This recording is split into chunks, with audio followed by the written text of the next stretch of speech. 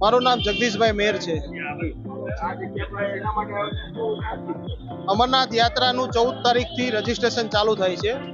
ગત રોજ 10 વાગ્યાથી લોકો અહીંયા પોતાના રજીસ્ટ્રેશન માટે બેઠેલા છે. દર વખતે Jammu Kashmir bank, SBI, PNB અને યસ બેંક દ્વારા બેંક રજીસ્ટ્રેશન થતા હોય છે. દર વખતે 100ના રજીસ્ટ્રેશન થતા હોય છે. 100 પહેલગામ અને 100 બાલતાલના હોય છે, જેને એક લોટમાં 200 લોકો જઈ શકતા હોય એક તારીખમાં.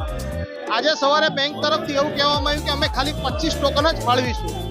એટલે અમારે લોકોને આજે અમારી સંસ્થા શિવજોય ગ્રુપને અહીંયા હાજર થવું પડ્યું કે 75 ટોકનનું તો તમે શું કરવાના છો? શું વેચાણ કરવાના છો, અથવા તમારા મળતિયાને આપવાના છો, અથવા તમે લાગવગથી કોઈને આપવાના છો? જે લોકો ગઈકાલ રાતના 10 વાગ્યાથી અહીંયા બેઠા છે એને પહેલા આપવું જોઈએ કે જે પાછળથી સેકન્ડ વિન્ડોથી આવીને લઈ જવાનો છે એને આપવું જોઈએ.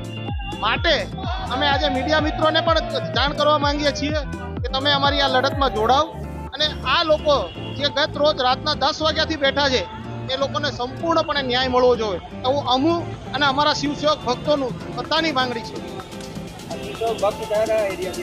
આખા સુરત શહેર અને જિલ્લામાંથી આવેલા છે. કોઈ બારડોલીથી આવ્યું છે, કોઈ માંડવીથી આવ્યું છે, સુરત સિટીમાંથી આવેલા છે અને બધાને બાબાના દર્શન માટે જવું છે.